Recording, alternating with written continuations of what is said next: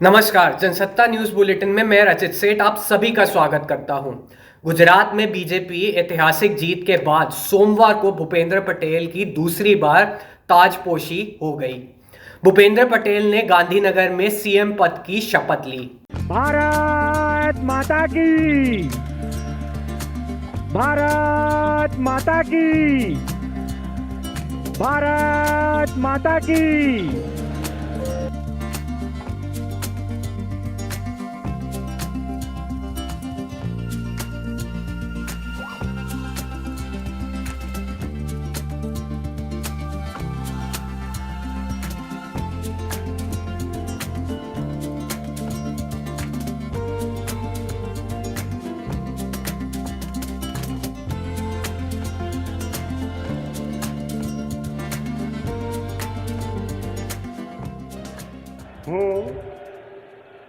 હું ભૂપેન્દ્ર રજનીકાંત પટેલ ઈશ્વરના નામે સોગંદ લઉં છું કે કાયદાથી સ્થાપિત ભારતના સંવિધાન પ્રત્યે કાયદાથી સ્થાપિત ભારતના સંવિધાન પ્રત્યે હું સાચી શ્રદ્ધા અને નિષ્ઠા ધરાવીશ. સાચી શ્રદ્ધા અને નિષ્ઠા ધરાવીશ. હું ભારતના સાર્વભૌમત્વનું અને ભારતના સાર્વભૌમત્વનું અને અખંડતાનું સમર્થન કરીશ. અખંડતાનું સમર્થન કરીશ. અને હું ગુજરાત રાજ્યના મુખ્યમંત્રી તરીકેના મારા કર્તવ્યો શ્રદ્ધાપૂર્વક અને અંતઃકરણપૂર્વક બજાવીશ. અને ભય કે પક્ષપાત રાગ કે દ્વેષ વિના તમામ લોકો સાથે સંવિધાન અને કાયદા અનુસાર ન્યાયપૂર્વક વર્તીશ. હું ભૂપેન્દ્ર રજનીકાંત પટેલ ઈશ્વરના નામે સોગંદ લઉં છું કે હું ગુજરાત રાજ્યના મુખ્યમંત્રી તરીકે જે કોઈ બાબત મારી વિચારણા માટે લાવવામાં આવશે અથવા મારા જાણવામાં આવશે તેની જાણ એવા મુખ્યમંત્રી તરીકેના મારા કર્તવ્યોના યોગ્ય પાલન માટે આવશ્યક હોય તે સિવાય પ્રત્યક્ષ કે પરોક્ષ રીતે કોઈ પણ વ્યક્તિ અથવા વ્યક્તિઓને કરીશ નહીં અથવા તેની કે તેમની આગળ તેને પ્રગટ કરીશ નહીં.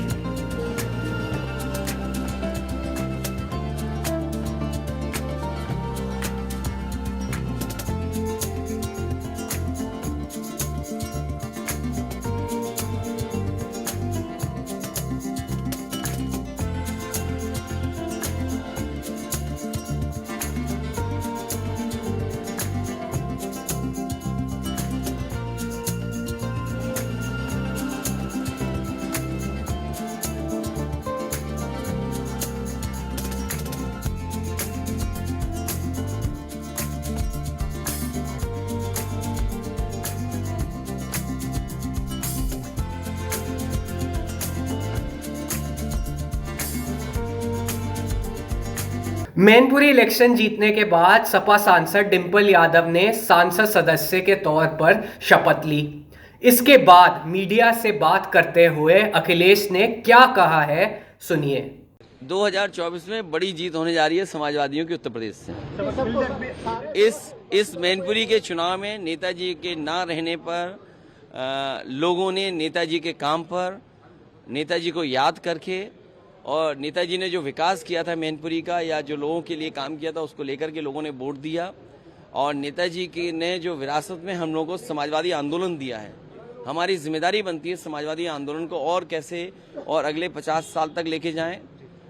मैनपुरी के परिणाम ने नकारात्मक राजनीति को ठुकराया है और मैनपुरी के लोगों ने प्रतिज्ञा ली है कि सकारात्मक और सौहार्द की राजनीति आगे चलेगी। आदरणीय ममता जी, केसीआर साहब, मुख्यमंत्री नीतीश कुमार जी, लगातार ये प्रयास हो रहा है कि एक अल्टरनेट बने और इसलिए बनना चाहिए कि आज महंगाई चरम सीमा पर है, बेरोजगारी चरम सीमा पर है। बाबा साहब भीमराव अम्बेडकर जी ने जो सपना दिखाया था, जो अधिकार दिए थे, वो अधिकार धीरे धीरे छीने जा रहे हैं। मैं अच्छी बात है कि आदरणीय नीतीश कुमार जी ने ये बात कही, यही प्रयास लगातार सभी लीडर चल रहे हैं। शुरुआती दौर पे भी मैंने कहा कि जहां आदरणीय नीतीश कुमार जी इस तरह काम कर रहे हैं, तेलंगाना के मुख्यमंत्री केसीआर साहब वो भी काम कर रहे हैं, आदरणीय ममता बनर्जी जी ने भी कोशिश की और मैं समझता हूं अगर ये सब बड़े लीडर्स कोशिश कर रहे हैं तो इसका एक रास्ता निकलेगा। क्या क्या मुद्दे उठाएंगे आप?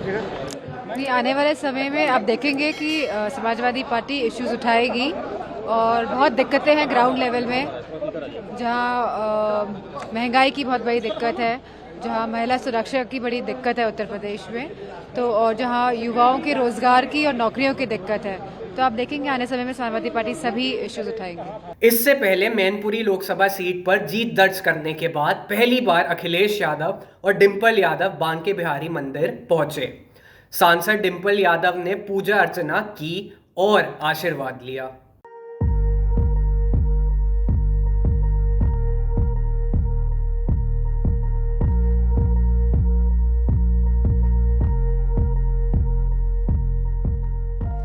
मैनपुरी की लोकसभा सीट पर जीत दर्ज करने के बाद पहली बार अखिलेश यादव संग ठाकुर बांके बिहारी मंदिर पहुंच सांसद डिंपल यादव ने पूजा अर्चना की और आशीर्वाद लिया।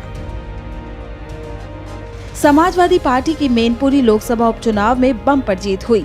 मथुरा पहुंची डिंपल यादव ने यहां अपने क्षेत्रवासियों का धन्यवाद किया।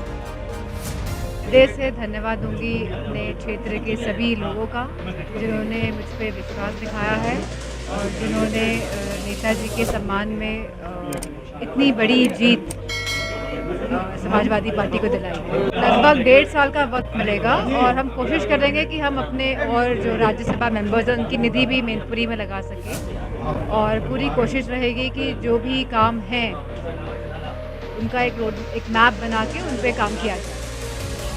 मंदिर में 56 भोग लगाया, पूजा अर्चना की और आशीर्वाद लेने के बाद मीडिया से मुखातिब हुए अखिलेश यादव। इस दौरान अखिलेश ने भाजपा और बसपा की घेराबंदी की। इस धरती का संदेश तो यही है और प्रभु श्री कृष्ण जी का यही संदेश रहा, लोग जोड़ें, आपस में मिलके रहें, मिलजुल की संस्कृति हो, भाईचारे की संस्कृति हो, एक दूसरे का हम सम्मान करें। लेकिन भारतीय जनता पार्टी का रास्ता अलग है।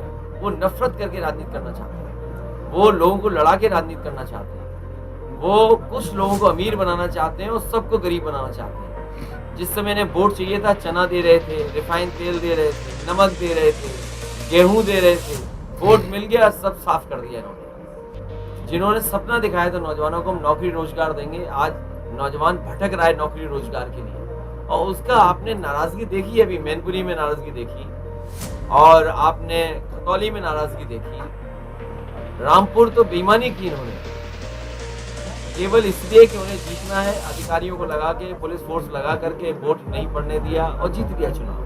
तो ये समय आता है, खराब लोग हमेशा रहे धरती पर और उनका अंत होता ही होता है। स्वच्छ भारत अभियान पर भी अखिलेश यादव ने जमकर हमला बोला।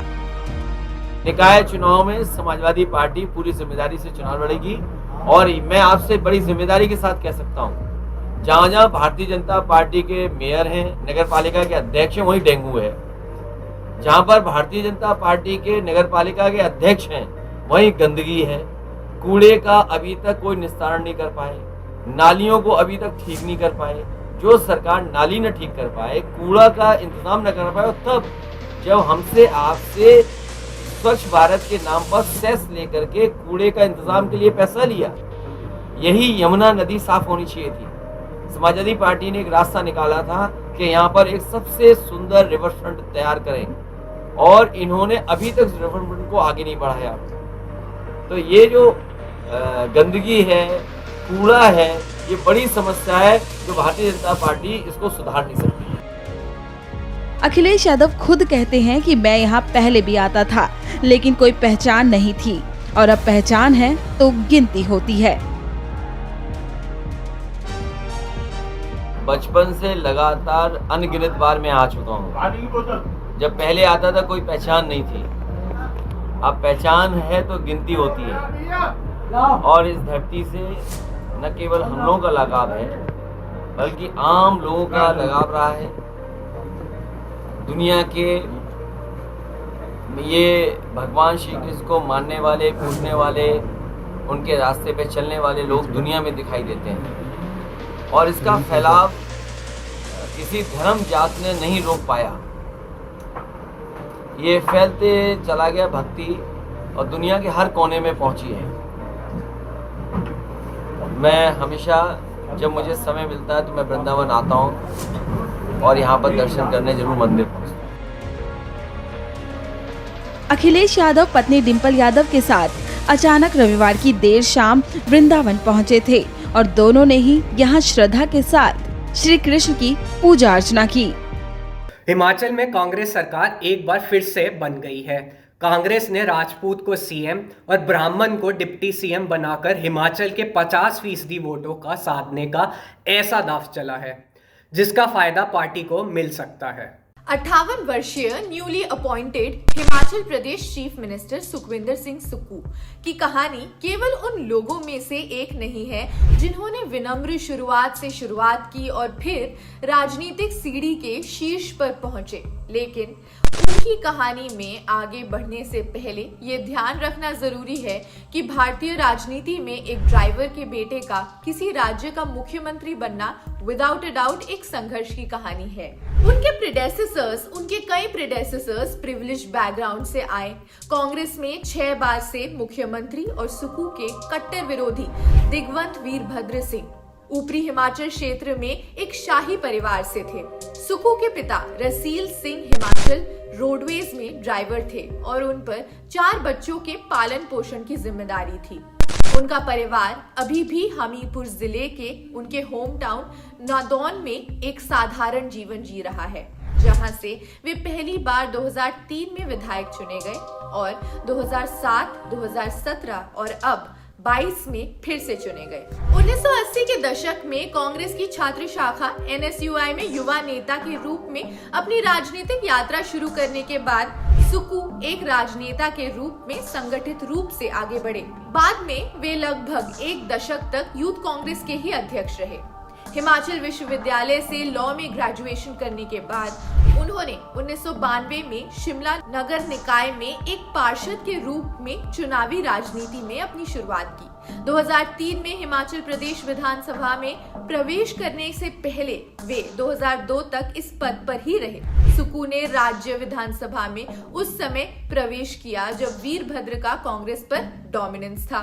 सुक्खू ने हमीरपुर में अपने होम टाउन को अपनी कर्म भूमि के रूप में चुना। ये वे अच्छी तरह से जानते थे कि ये हिमाचल प्रदेश की राजनीति में एक और दिग्गज 2 बार के पूर्व भाजपा मुख्यमंत्री प्रेम कुमार धूमल का गृह क्षेत्र भी है। कई पॉलिटिकल एनालिस्ट के मुताबिक जन नेता होते हुए भी वीरभद्र ने दूसरों को अपने आसपास नहीं बढ़ने दिया। रास्ते में जिन लोगों को उन्होंने कुचला उनकी फेहरिस्त लंबी है। सुक्खू के राइज का प्रमुख कारण ये था कि वे वीरभद्र विरोधी खेमे में थे और यहाँ तक कि सेंट्रल पार्टी लीडरशिप के भी गुड बुक्स में बने रहे। सेंट्रल पार्टी लीडरशिप के साथ वीरभद्र की रसाकशी जग जाहिर है। उन्होंने मुश्किल से उनके डिक्टेट का पालन किया। इससे सुक्खू को राज्य की राजनीति में बने रहने में मदद मिली। भले ही 2019 में वीरभद्र ने उनकी जगह अपने ही वफादार को ले लिया, लेकिन सुक्कू प्रमुख बने रहे। वीरभद्र की मृत्यु के बाद उनकी विधवा पत्नी प्रतिभा सिंह को पार्टी अध्यक्ष बनाया गया था। लेकिन फैक्ट ये है कि सुक्कू को विधानसभा चुनाव से पहले चुनाव समिति का अध्यक्ष बनाया गया था और उनके कई वफादारों को टिकट आवंटित किया गया, और ये बहुत कुछ कहता है। गांधी परिवार के प्रति सुक्कू की वफादारी उनके उत्थान का एक कारक थी, लेकिन एक ऑर्गेनाइजेशनल मैन के रूप में उनकी पृष्ठभूमि, जिनका अक्सर पार्टी में एक कान होता था और जनता में एक और, एक जन नेता के रूप में, एक राजनेता के रूप में उनकी क्लीन इमेज के अलावा उनके फेवर में ये सब कुछ चला गया। उनके राजपूत होने से भी पार्टी को फायदा हुआ। हिमाचल में सभी मुख्यमंत्री ब्राह्मण नेता शांता कुमार को छोड़कर राजपूत समुदाय से ही आते हैं, जो राज्य में चुनावी रूप से मजबूत है। ये परंपरा सुक्कू के साथ भी जारी है। पार्टी का मानना था कि मुख्यमंत्री के रूप में उनका एलिवेशन राइवल कैंप पर भी एक चेक की तरह काम करेगा। वे हमीरपुर जिले से आते हैं, जहां से अनुराग ठाकुर धूमल के बेटे और केंद्र में मोदी सरकार में कैबिनेट मंत्री सांसद हैं। कांग्रेस को अब उम्मीद है कि सुक्कू 2024 के आम चुनावों में नतीजे देंगे। 2019 में कांग्रेस हिमाचल की सभी 4 संसदीय सीटों पर भाजपा से हार गई थी। मुख्यमंत्री के तौर पर सुक्कू के सामने कई चुनौतियां हैं। उन्हें चुनाव से पहले कांग्रेस द्वारा किए गए बड़े बड़े वादों को पूरा करना होगा, जिनमें से सबसे कठिन है ओल्ड एज पेंशन स्कीम की शुरुआत, और अब उस पर विचार करते हुए वे अपनी पहली कैबिनेट मीटिंग में इसका प्रस्ताव रख चुके हैं। भारत जोड़ो यात्रा में राहुल गांधी का हौसला बढ़ाने के लिए अभिनेत्री दिगांगना सूर्यवंशी जोशी भी शामिल हुई हैं। वो राहुल गांधी का हाथ पकड़ते चलती हुई दिखाई दे रही हैं।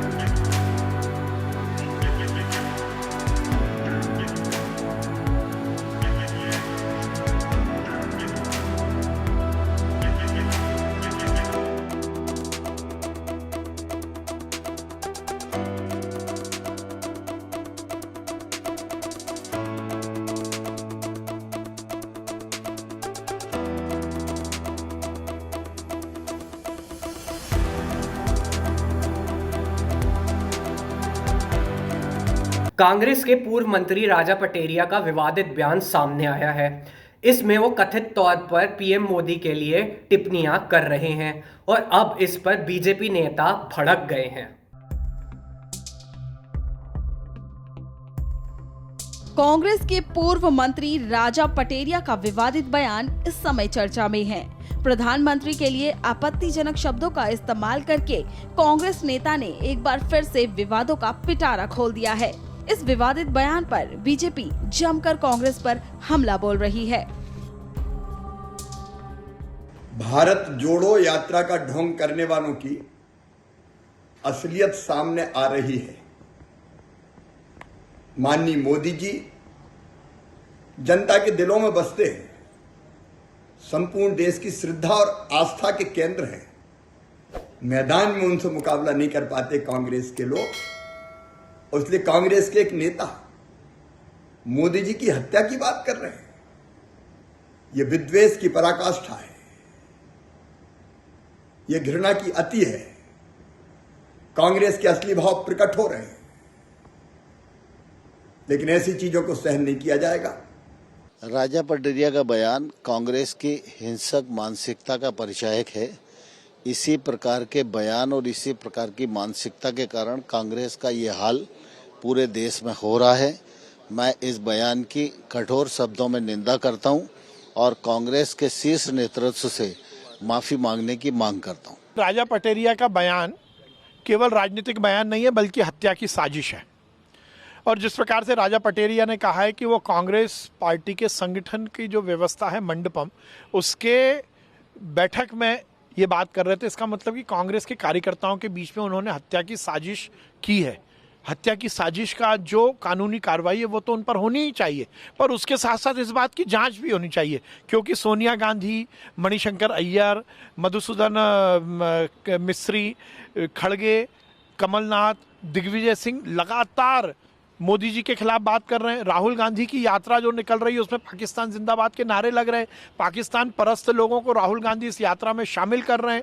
और ये बात केवल इस बात तक सीमित नहीं है कि एक राजनीतिक व्यक्ति ने दूसरे राजनीतिक व्यक्ति को के खिलाफ बयान दिया, ये हत्या की साजिश की है। नरेंद्र मोदी केवल भारतीय जनता पार्टी के कार्यकर्ता नहीं है, वो इस देश के यशस्वी प्रधानमंत्री हैं।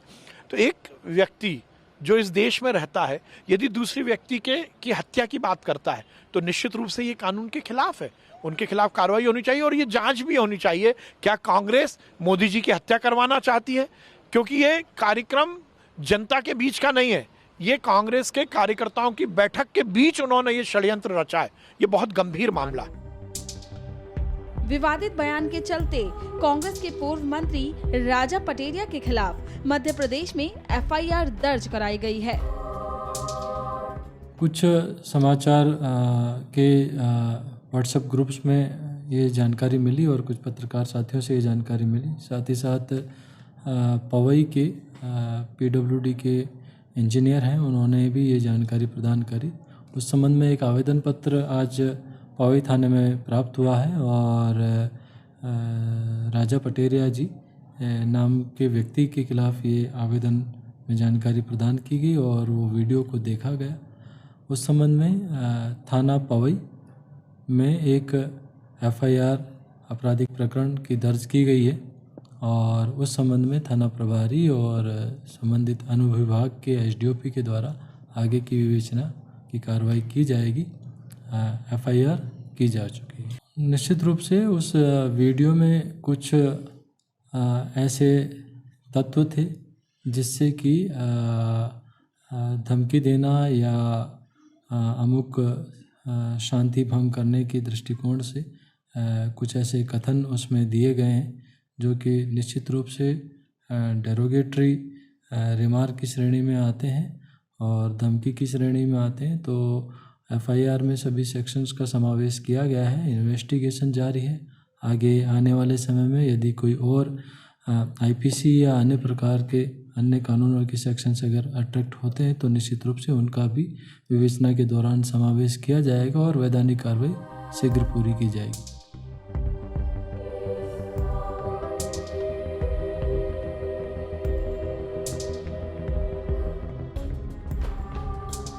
खतौली से आरएलडी के विधायक बने मदन भैया इस वक्त चर्चाओं में हैं। मदन भैया का किरदार सियासत में एक बाहुबली नेता का है और जब कोई बाहुबली राजनीति में रहता है तो उसकी कहानी में कई मोड़ होते हैं। आज आपको खतौली के एक नए खिलाड़ी मदन भैया की कहानी दिखाते हैं। कौन है मदन भैया? खतौली में जिनके सामने फेल हो गए बीजेपी के सारे पैंतरे, खेकड़ा के बाहुबली मदन भैया की कहानी, जो जेल तक से जीत गए थे चुनाव। पुलिस ने मदन भैया के काफिले को रोका तो जंगल फांद कर पहुंच गए टिकैत के पास। मुजफ्फरनगर की खतौली विधानसभा सीट, बीजेपी का दावा था कि उपचुनाव में इस सीट पर ऐतिहासिक जीत हासिल करेंगे, लेकिन आरएलडी के मदन भैया ने बीजेपी के राजकुमार सैनी को 22,165 वोटों से हरा दिया। मदन भैया का किरदार सियासत में एक बाहुबली नेता का है और जब कोई बाहुबली राजनीति में रहता है तो उसकी कहानी में कई मोड़ होते हैं। आज आपको मदन भैया की कहानी दिखाते हैं, इनका इतिहास क्या है।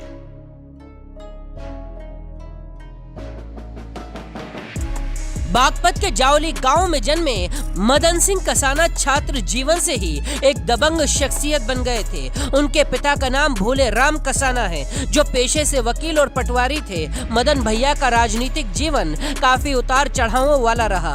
पहला चुनाव मदन भैया ने जेल से ही लड़ा था, लेकिन ये चुनाव वो हार गए। इसके बाद 1991 में भी जनता दल के टिकट पर जेल से ही चुनाव लड़ा और जीत गए। 1993 में फिर से मदन भैया ने सपा के टिकट पर खेड़का से चुनाव लड़ा और जीतकर दूसरी बार विधानसभा पहुंचे। 1996 में भी मदन भैया हारे, लेकिन 2002 में खेड़का सीट पर उन्होंने बीजेपी प्रत्याशी को हरा दिया। 2007 में मदन भैया खेड़का सीट से राष्ट्रीय लोकदल के टिकट पर जीते और चौथी बार विधायक बने। इसके बाद 2012 और 2017 में 2 बार मदन भैया को लगातार हार का सामना करना पड़ा, लेकिन अब 2022 के उपचुनाव में एसपी आरएलडी के गठबंधन में वो फिर से जीतकर 5वीं बार विधायक बन गए हैं।